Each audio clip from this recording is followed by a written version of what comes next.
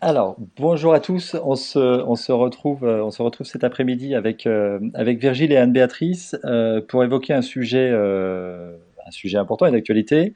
Comment s'adapter lorsqu'on est une start-up en période de crise, et notamment en période de crise du Covid, hein, puisque c'est le terme. Donc moi je me présente très très rapidement. Je suis Alexandre, le programme manager de French AssureTech, qui est un programme d'accélération dans lequel Virgile et Anne-Béatrice ont pu participer lors de la première saison.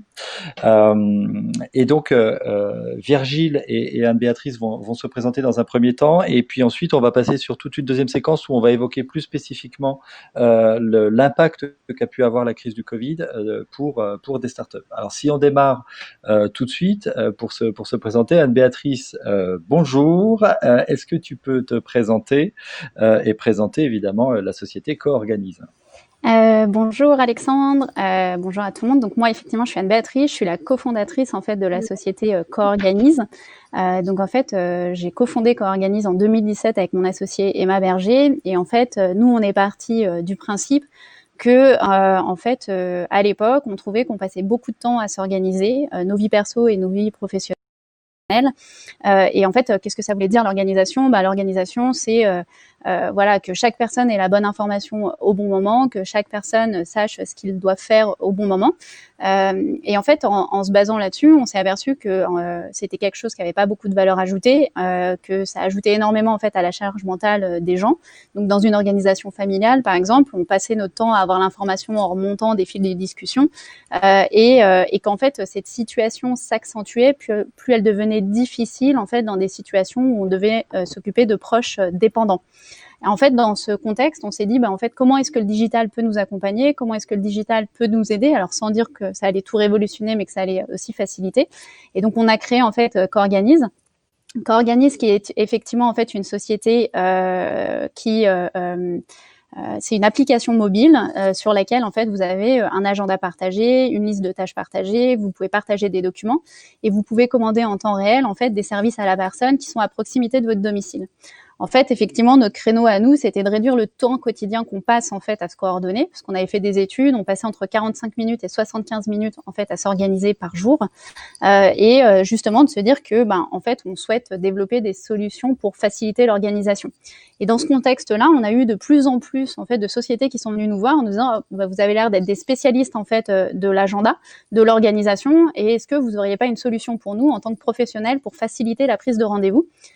Et en fait, c'est dans ce cadre-là qu'on a lancé un deuxième produit qui s'appelle Calizy. Donc en fait, juste pour parler un petit peu très rapidement en fait de Co-Organise, aujourd'hui en fait Co-Organise c'est 14 collaborateurs. On a deux produits principaux, donc Co-Organise qui est notre outil B2C et aussi qui fonctionne en inclusion dans les contrats en fait avec des assurances et des mutuelles. Et puis on a un deuxième produit qui est Calizy, qui est un produit on va dire plus B2B et qui optimise en fait la prise de rendez-vous. Donc on est une société en fait qui est, on a levé 1,2 million il y a un peu plus d'un an, et aujourd'hui sur notre produit par exemple comme Co-Organise, on est à un peu plus de 130 000 utilisateurs. Et en fait, tout au long de notre parcours de vie, enfin petit parcours de vie, parce qu'on a moins de 3 ans, en fait, on a effectivement bénéficié de différents accompagnements, et notamment de l'accompagnement de French AssureTech.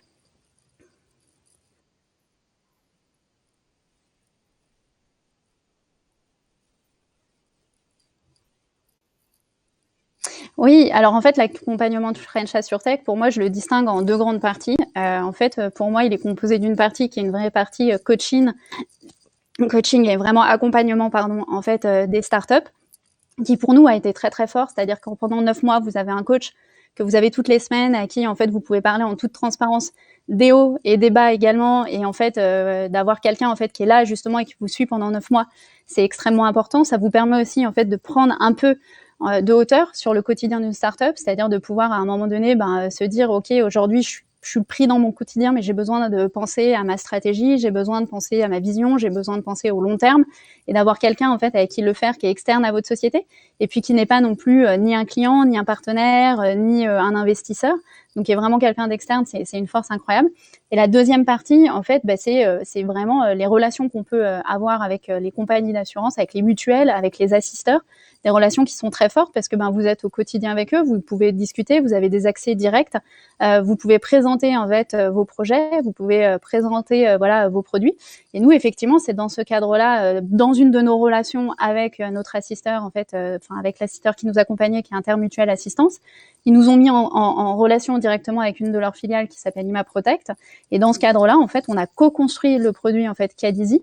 Ce qui aurait été, je vais pas dire impossible, mais on l'aurait peut-être pas fait aussi rapidement et aussi facilement que si on l'avait fait de façon sans être accompagné et sans bénéficier de la French AssureTech. 2018-2019, effectivement, parce que nous, on a fait septembre 2018, mai 2018, février 2019, tout à fait.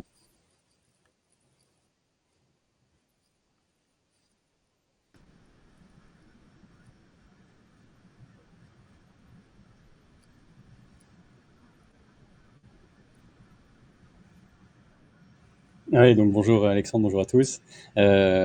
Effectivement, Testamento, nous on avait créé la société en 2013, donc on a une vieille start-up ou une scale-up aujourd'hui. On est parti d'un constat personnel, en l'occurrence, que j'ai pu partager. C'est le fait que j'ai la première image que j'utilise en général, c'est celle-ci.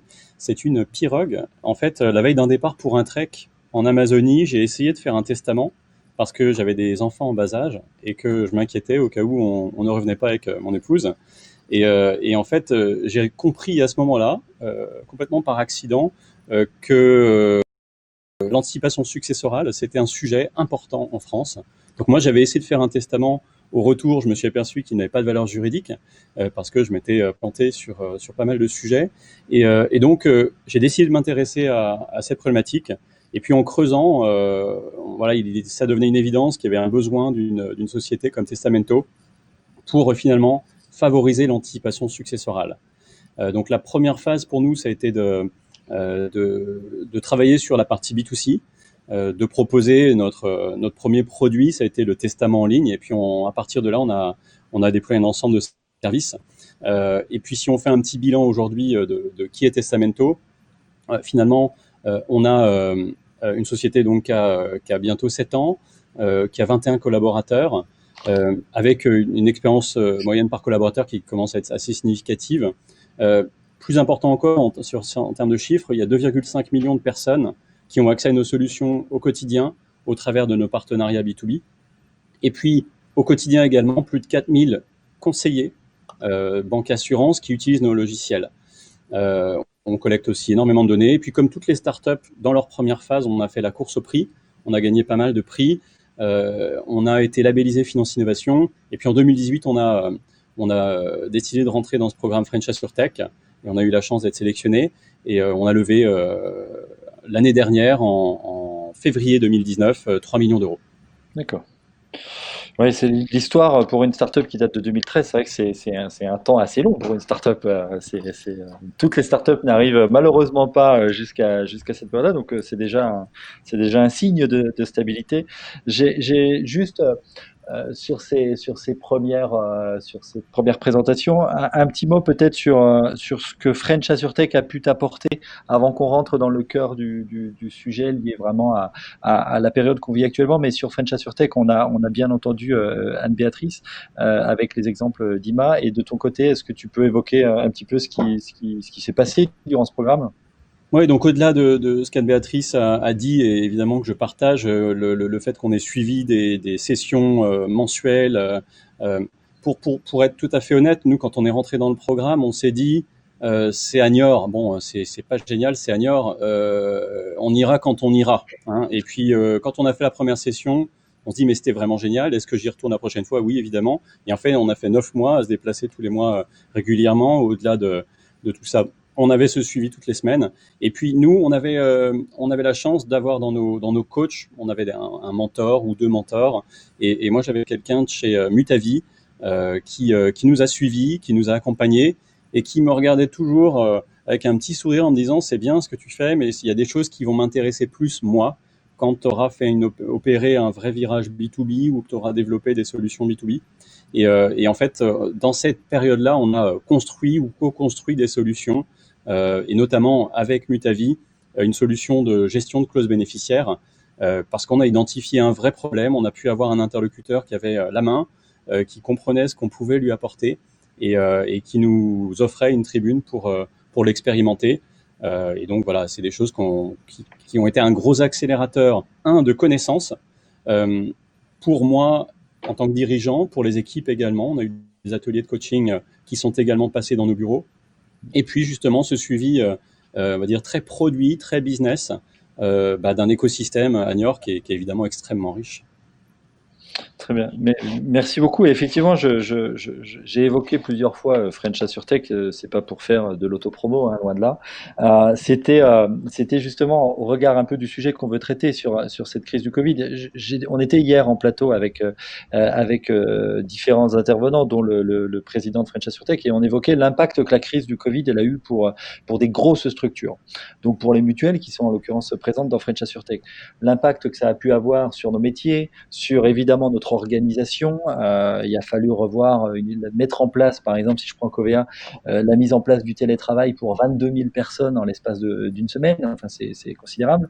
L'impact que ça a pu avoir également sur nos méthodes de management, le management par la confiance à distance. Enfin, voilà. Il y a eu effectivement tout un tas d'impacts. Et puis, je parle évidemment pas de l'impact financier ou de l'impact sur les résultats, parce c'est encore un peu tôt pour le mesurer. Mais en tout cas, on a fait tout ce travail-là et les conclusions sont encore pas définitive évidemment.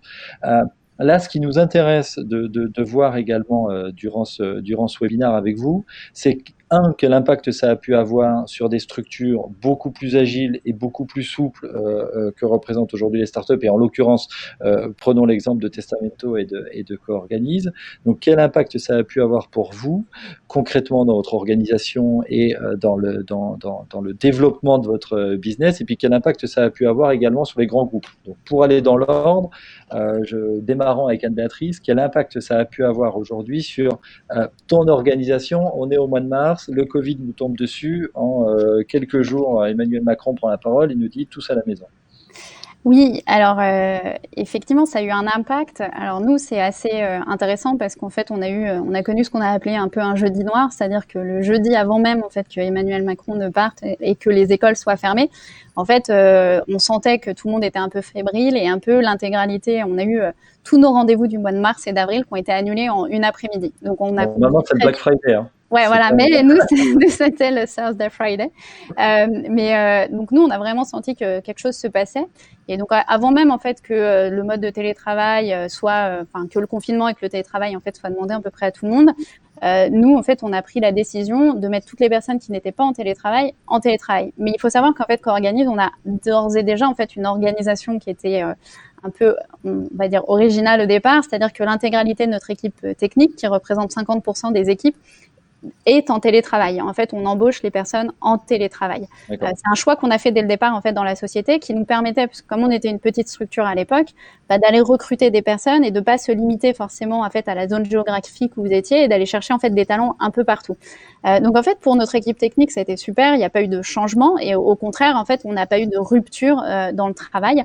Et genre, juste pour la petite anecdote, c'est vrai qu'en fait, il y a un peu plus d'un an, quand on expliquait notre organisation, beaucoup de personnes nous disaient oulala, c'est très original, mais bon, ça va être compliqué à scaler. Voilà. Donc bon, après, c'était juste la petite anecdote.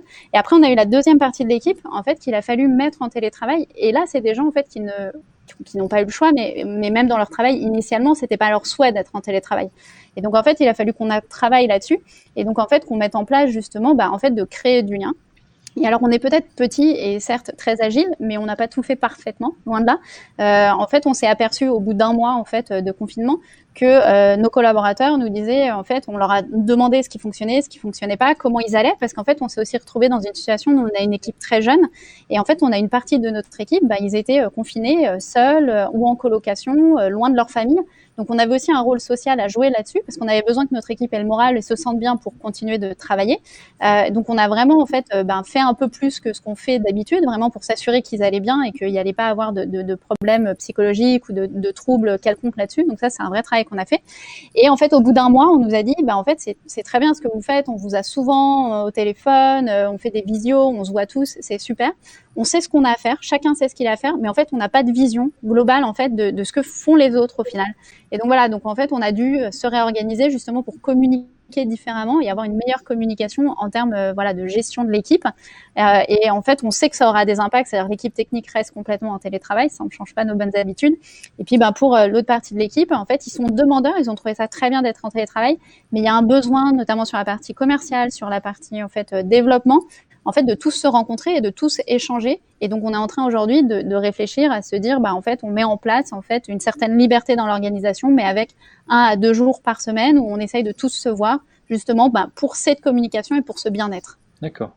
Et avant qu'on passe sur la partie relation avec le client, tout ce que tu viens de dire, ça fait écho à tellement de choses finalement que recherchent aujourd'hui notamment les grands groupes. Mais tu parlais du rôle social que tu peux avoir vis-à-vis de tes collaborateurs quand ils sont à distance, de toute cette organisation que tu avais déjà un peu mis en place. De ton côté, Virgile, comment est-ce que ça s'est passé Il y a eu le Black Tuesday aussi ou comment ça s'est passé? On l'a pas eu de façon aussi manifeste de notre côté, mais évidemment les choses se sont arrêtées assez brusquement. Mais donc très très vite, nous on opérait évidemment sur une équipe agile, par nature une startup doit l'être. On n'était par contre pas aussi structuré en termes de télétravail que les équipes d'Anne-Béatrice. Donc ce que nous on a fait, c'est que on a tout de suite, déjà envoyé tout le monde chez soi. Ils avaient des ordinateurs, il n'y avait pas de logistique particulière. Pour certains, ils n'avaient pas un deuxième écran, donc on a essayé dans les semaines qu'on suivit d'équiper ceux qui n'avaient pas le deuxième écran pour mieux travailler, le casque, des choses comme ça. Et puis, ce qu'on a fait tout de suite, ce qu'on a essayé de faire assez rapidement, on a mis peut-être un mois en tâtonnant un petit peu, c'est déjà dans la première partie des réunions tous les matins, avec la partie sales marketing et juridique. Et puis les équipes techniques étaient, on va dire, plus déjà préparées pour travailler de cette façon-là. Donc nous, on a réorganisé cette partie-là en faisant des appels tous les jours. Et on s'est aperçu assez vite que c'était un peu trop lourd. Donc pareil, tous les jours, même si ça dure qu'un quart d'heure, c'était contraignant. Donc on est passé tous les 2 jours, donc le lundi, le mercredi et le jeudi, et le vendredi, pardon. Donc avec toujours, un petit peu comme on fait dans les équipes techniques, c'est qu'est-ce que j'ai réussi dans les 2 derniers jours, quels sont mes objectifs des 2 prochains, ou du prochain, et puis on fait la rétrospective 2 jours plus tard. Ça marche très bien parce que ça permet justement de savoir en quelques minutes où on en est sur les choses. Par contre, ce qui nous manquait justement là-dessus, c'est un reporting. Et donc, on a aussi décidé très vite de faire un reporting. J'avais commencé par les investisseurs, un reporting toutes les semaines, plutôt que tous les mois. C'est le rythme classique. Un toutes les semaines. Et puis, on s'est aperçu aussi que partager l'essentiel de ces éléments-là sur Slack à toute l'équipe le vendredi après-midi ou vendredi soir, en fonction des horaires au moment où on les compilait, c'était quelque chose qui permettait à tout le monde de savoir effectivement ce qui s'était passé sur tous les aspects de marketing, vente, développement, et que c'était quelque chose qui est qui était un petit peu attendu. Donc voilà, cette organisation s'est pérennisée, puis maintenant on est, j'allais dire, il n'y a pas eu de grand changement depuis, à part les vacances entre les deux, mais nous on a conservé un principe qui était déjà acté jusqu'à fin septembre, d'un jour de télétravail, non, un jour de présence par semaine. D'accord, ouais. Et alors justement, je rebondis, ce que tu disais fait écho à ce que disait Anne-Béatrice juste avant. Est-ce que tu as ressenti la même chose? Elle m'expliquait, elle nous expliquait, on faisait des réunions tous les jours ou tous les 2 jours, et puis assez rapidement les équipes nous ont dit non mais c'est bon, on sait ce qu'on a à faire, on peut espacer un peu plus, en revanche on manque de vision. Donc la vision, tu l'as un peu expliqué lorsque tu as expliqué que tu mettais en place justement ce reporting toutes les semaines sur l'ensemble des départements, et ça a apporté vraiment aux équipes. Est-ce que tu as eu ce même ressenti en disant ça sert à rien de surmultiplier les réunions hebdo, les réunions quotidiennes pour essayer de maintenir le contact? Au final, les populations sont autonomes et elles n'ont pas besoin non plus d'avoir des relations tous les jours absolument pour se dire que tout va bien, quoi. Est-ce que tu as ressenti la même chose? fallait pas tomber dans le micromanagement en fait. Ouais. C'est juste ça.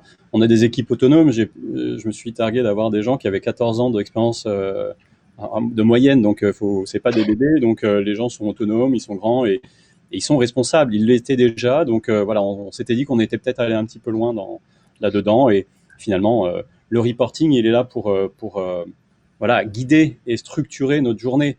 Hein, il y a plein d'ouvrages qui parlent de l'efficience ou de notre efficacité au travail. On est 7 heures au travail par jour, hein, officiellement. 7 heures, c'est long en fait. Si on bosse vraiment efficacement, c'est pas mal. Hein, c'est un Paris-New York. Donc, si on est occupé pendant un Paris-New York et qu'on n'a rien d'autre à faire que de bosser, ça peut dépoter quand même. Ça peut être efficace, effectivement. Très bien sur cette partie organisation, moi je trouve ça passionnant parce qu'en plus ça fait écho à ce qu'on peut vivre, moi appartenant à un grand groupe, à ce qu'on peut vivre également dans des grands groupes, et on se dit qu'il y a encore beaucoup de chemin à faire, et là il y a peut-être des apprentissages à faire de votre côté, notamment lorsqu'on entend qu'Anne-Béatrice recrute sur le principe du télétravail. Je trouve ça génial, mais il y a du chemin encore pour des grands groupes. Là justement, je faisais le parallèle avec les grands groupes, c'est pas le sujet sur comment les grands groupes se sont organisés, mais vous, la relation que vous avez eue avec les grands groupes, j'ai envie de dire, de manière générale, dans un premier temps, d'un point de vue business, quel impact a eu cette crise sur le pipe commercial, sur la prospection de manière générale, comment ça s'est organisé pour vous? Alors, je ne sais pas qui veut commencer des deux. Je vais commencer. Pas de souci. Je pense que tu l'as bien présenté. Il faut vraiment distinguer la partie dans le commercial. Pour nous, on distingue deux parties. On distingue en fait vraiment soit les clients existants ou en tout cas des prospects très avancés dans le contexte. Et puis après, vraiment la pure prospection commerciale, voilà, du début.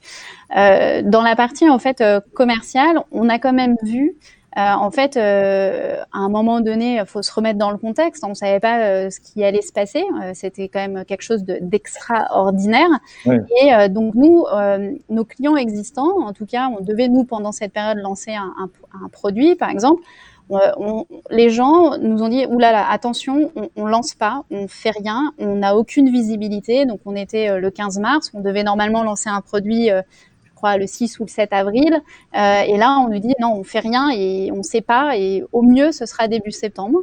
On avait d'autres clients en fait, comme tu l'expliques, des très grands groupes qui n'avaient pas du tout le télétravail en fait dans leur dans l'ADN, on va dire, et qui du coup étaient pas équipés en fait. C'est-à-dire autant faire du télétravail une fois de temps en temps parce que c'est une exception, j'ai mon ordinateur, ça peut fonctionner.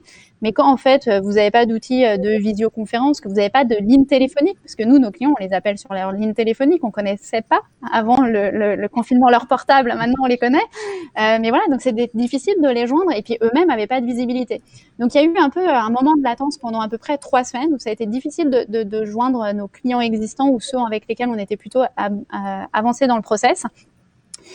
Et puis en fait, il y a eu un peu un rebond où en fait, une fois que les gens étaient organisés, une fois qu'ils se sont dit bon, le choc était passé de l'annonce, qu'un peu tout le monde se réorganisait, voilà, par exemple, un de nos clients donc, qui était ImaProtect avec lequel on devait lancer et qui avait à un moment donné dit attention, on ne sait pas, on n'a aucune visibilité, sont très rapidement revenus vers nous en disant attention, c'est une super opportunité, donc finalement on va lancer, puis on va lancer plus vite que prévu, puis on va lancer plus rapidement que prévu, et on va faire en sorte que ça fonctionne. Et c'était là où finalement on a eu une équipe extraordinaire, c'est-à-dire qui a vraiment répondu présent.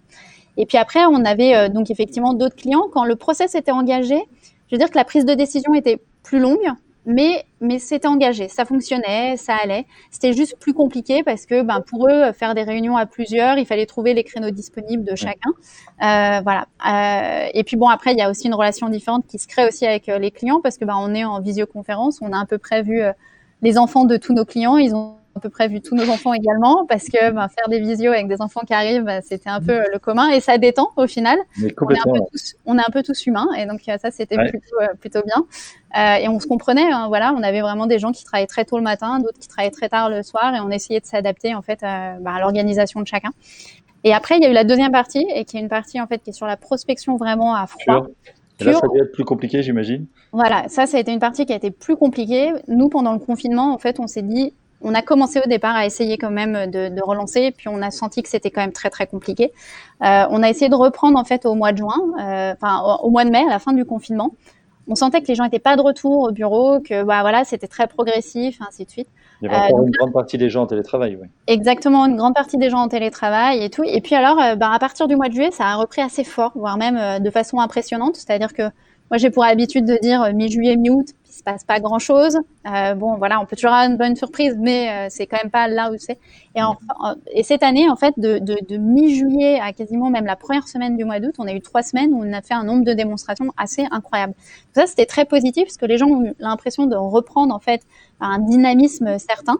Après, la vraie question, c'est voilà, qu'est-ce qui va se passer là à partir du mois de septembre et sur les mois à venir, parce qu'on s'aperçoit qu'il y a un vrai aujourd'hui, une vraie attente. Les gens ne voient pas, ne savent pas se projeter, et donc on sent aujourd'hui qu'il y a une frilosité assez forte en fait qui se met en place.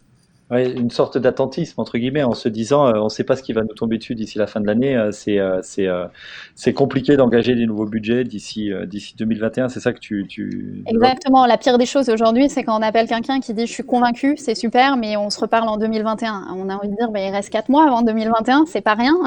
On peut faire plein de choses en 4 mois.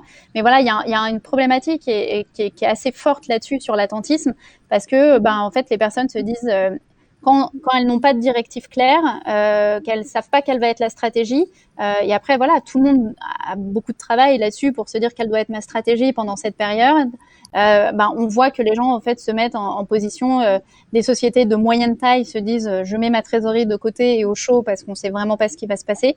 Des sociétés de plus grosse taille, en fait c'est plus une directive qui doit être donnée, on va dire au niveau de la direction générale, pour dire en fait voilà comment est-ce qu'on transforme cette période compliquée, sans manque de vision, de visibilité, où on ne sait pas, en une vraie opportunité. C'est exactement, ça fait écho à ce que tu disais, Virgile, la fameuse réunion, enfin, ou la présentation du vendredi après-midi, où tu dis voilà où on en est sur chacun des départements. Sur des groupes de plusieurs milliers de personnes, c'est compliqué de le faire, et c'est compliqué de le faire de manière aussi récurrente. Et tu évoques un élément extrêmement important, Anne-Béatrice, c'est la capacité finalement, la visibilité que peuvent avoir les salariés des grands groupes dans la stratégie, dans des moments aussi incertains, et puis par effet de ricochet, leur capacité d'initiative et leur capacité justement à aller plus loin et à closer des deals avec des partenaires comme des startups, mais ça pourrait être comme d'autres. Ça a été compliqué pour toi, on le sent. Virgile, tu ressens à peu près la même chose par rapport à tout ce pipe commercial. Tu scindes aussi des deux côtés, les prospects d'un côté et les clients déjà existants de l'autre. Ouais, sur les prospects, on a eu quelques, enfin, en fait, on se réinvente un petit peu. J'allais dire, il n'y a pas de grande nouveauté par rapport à la prospection, mais on va dire que l'utilisation de LinkedIn fonctionne quand même bien. On peut avoir un coup de chance sur la disponibilité de la bande passante de dirigeants qui d'habitude sont pas joignables ou pas disponibles. Donc on a eu un petit peu de ça, mais dans l'essentiel, effectivement, on s'est concentré sur les projets qui étaient en cours. Alors on a réussi à signer un deal qui était en discussion pendant la période de confinement, donc ça c'était une très bonne chose. On a aussi déployé en juillet un projet, le produit close bénéficiaire avec Mutavi justement, Oui. voilà, en plein mois de juillet, avec des équipes qui avaient eu à s'organiser, c'était pas simple, et qu'on fait un boulot extraordinaire. Donc de notre côté, on va dire tout le monde y a mis du sien, et on a dû être créatif, c'est ça, hein, c'est vraiment être plus créatif que d'habitude. On a eu aussi un petit peu de temps. Moi, j'ai eu la chance de prendre un petit peu de temps à ce moment-là pour aussi explorer plus l'écosystème de partenariat, de cabinets de conseil. Les cabinets de conseil étaient globalement à l'arrêt, globalement, hein. Oui, de la même façon, on a pu annoncer ouais. des partenariats avec des boîtes de conseil, notamment avec Orexia, et puis des éditeurs de progiciels aussi qui, pareil, étaient dans cette zone où ils avaient de la bande passante à nous accorder. Donc on a essayé d'en profiter le mieux possible, mais clairement, ça a décalé le pipe commercial de plusieurs mois, hein, bien sûr. D'accord. Et si, on l'espère évidemment pas, mais si la situation venait à perdurer, on peut tout à fait l'imaginer, hein, au vu de ce qu'on entend aujourd'hui. comme ça, les 2-3 conseils que peuvent donner des structures comme les vôtres à des grands groupes avec lesquels vous travaillez aujourd'hui ou avec lesquels vous aimeriez travailler, s'il y a 2-3 conseils à donner en matière d'organisation, on parlait de la prise d'initiative, de la ligne managériale, de tous ces cadres supérieurs, la capacité justement à aller plus loin que juste bénéficier d'une présentation de votre part, mais pouvoir signer des deals. Voilà, les 2-3 tips, vous donneriez quoi? Alors, moi, la première chose et qui est pour moi fondamentale, c'est vraiment que ces groupes évitent de mettre en fait leurs équipes dans des positions d'attentisme en fait, parce que si en fait les équipes ne savent pas ce qu'elles doivent faire, ne savent pas ce qu'elles peuvent faire, ou si en fait le groupe dit nous on fait plus rien, on gèle tous nos investissements, en fait il y a un vrai problème de motivation et donc de démotivation également des équipes. Donc c'est un vrai sujet RH au final. Et au niveau des startups, moi je pense que en fait pour ces grands groupes, faut vraiment en fait continuer à préparer l'avenir aujourd'hui. Donc certes, on est dans une période de sable mouvant. Personne ne sait en fait ce qu'est l'avenir. Alors je vais dire que les grands groupes ont un peu plus de chance et les reins solides que les plus petites structures, et donc elles vont passer cette crise, voilà. Mais en fait, elles doivent préparer l'avenir, et en fait, faut pas qu'elles sous-estiment en fait les changements que cette crise en fait a opéré, notamment dans le comportement en fait des utilisateurs. Alors effectivement, je le ramène un peu à ce que je connais, qui est par exemple notre outil Calisi et la prise de rendez-vous, voilà, directement par les clients, les bénéficiaires, les utilisateurs. On s'aperçoit en fait qu'il y a une accélération massive, que cette période en fait aujourd'hui, en fait c'est très important, et donc c'est aujourd'hui en fait qu'il faut préparer l'avenir, et pour préparer l'avenir, il faut qu'en fait les équipes se sentent en confiance, qu'elles aient des budgets, qu'elles puissent innover sans avoir en fait de crainte de se dire voilà, c'est une période qui est compliquée, mais si je travaille aujourd'hui, en fait quand cette période sera un peu moins complexe, et ben tout ce que j'aurais fait en amont, ça va être extrêmement bénéficiaire pour mon groupe. Ouais, et puis oui, redonner la capacité d'initiative à tout à tous ses collaborateurs, c'est un point. On dit qu'une crise, c'est un accélérateur de transformation, quelle que soit la crise, mais ça doit nous permettre de faciliter nos transformations. De vous à moi, personne nous regarde. Ils vont vraiment se transformer, les grands groupes, ou pas? Ce qui est sûr, c'est qu'on a, enfin, comme tu le disais, il y a une opportunité. Je pense que tout le monde l'observe.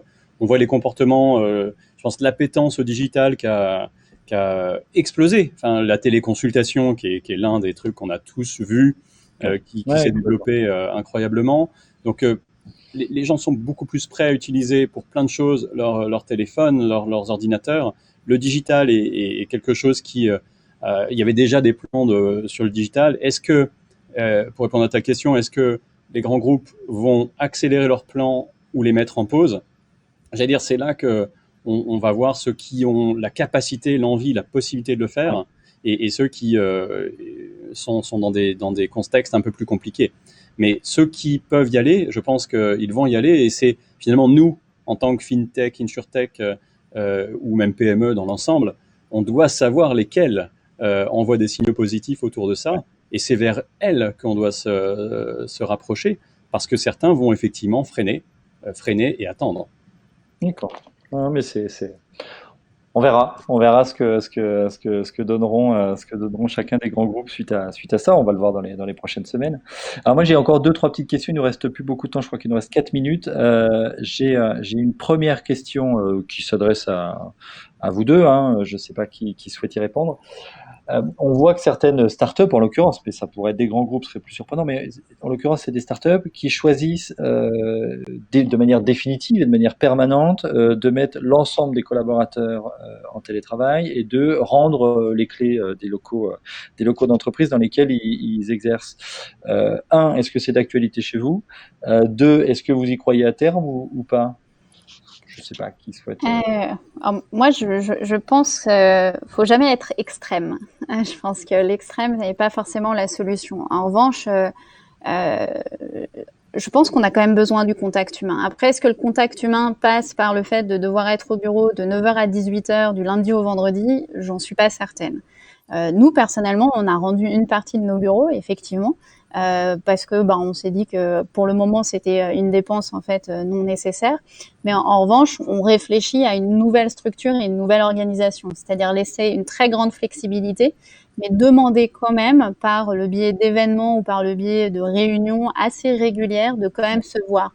Parce qu'on a besoin d'une chose, c'est en fait les échanges informels. Moi aujourd'hui, en fait, c'est le premier jour en 6 mois où j'ai refait en fait des réunions avec mon équipe. Donc ça faisait 6 mois que je les avais pas vus en réel. Et on était donc Ils ont changé?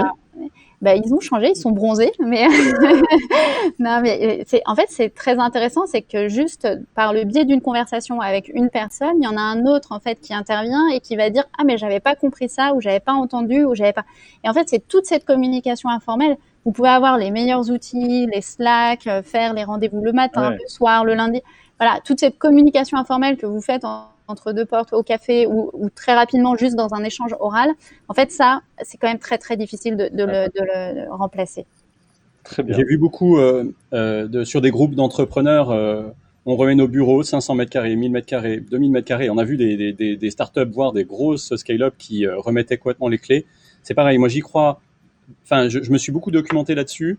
D'ailleurs, j'invite ceux qui nous regardent à lire des bouquins comme Remote ou It Doesn't Have to Be Crazy at Work, qui sont hyper intéressants sur le rapport qu'on doit avoir au travail. C'est sûr qu'il y a plein de choses qu'on peut, on doit grandir avec ça, mais effectivement, il faut se voir. On est des animaux sociaux, on aime se voir, et même si on n'a pas besoin de se voir peut-être autant que d'habitude ou qu'avant, mais c'est vrai qu'avoir un endroit convivial où se retrouver, ça restera évidemment un élément hyper important, quoi. Très bien. Alors juste merci beaucoup. Moi je trouve ça absolument passionnant. Et il nous reste 2 petites minutes, voire 1 minute. En 30 secondes, chacun à votre tour. Euh, Qu'est-ce qu'on vous souhaite dans les prochains mois, dans les prochaines semaines? Et puis c'est quoi les perspectives allez, en 30 secondes, 1 minute chacun? Alors, on va le faire très rapidement pour que je puisse laisser la parole à Virgile. Non, ce qu'on nous souhaite, c'est justement en fait que les gens dans les grands groupes, et à savoir nos clients, nos prospects, en fait, aient plus de visibilité et du coup plus d'enthousiasme et en fait prennent des risques et voilà et ouvrent des possibilités business. Parce qu'en fait, ce qui est hyper important de comprendre pour un grand groupe versus une entreprise plus petite, c'est qu'en fait, on n'a pas la même échelle de taille. C'est-à-dire, un grand groupe perdre 3 mois, 6 mois, 1 an, c'est pas du tout la même impact, en fait, pour une structure de taille moyenne. Donc, c'est vraiment, en fait, ce qui est hyper important pour nous, de notre côté. D'accord. Ouais, donc là, j'allais dire oui, nous on a besoin de confiance. Ce qu'on peut nous souhaiter, c'est effectivement un peu de confiance. Vous savez, les entrepreneurs sont hyper positifs par nature. Dans ce contexte, c'est pas évident de l'être, mais effectivement, on peut être de façon assez pragmatique à se dire qu'il y a plein de choses à faire dans ce contexte et allons-y. Allons-y, nous en tout cas, on est là pour ceux qui se sentent en capacité à le faire. On a déjà des projets, on s'inquiète pas, mais je pense qu'on a envie de détecter encore plus les équipes qui sont en capacité de faire les choses, et on sait que certaines seront un petit peu réfrénées, donc on va aller s'orienter vers les autres. Très bien, c'est une belle conclusion. Un grand merci à vous deux. Je crois qu'il est 17h10, on tient le timing parfaitement. Timing.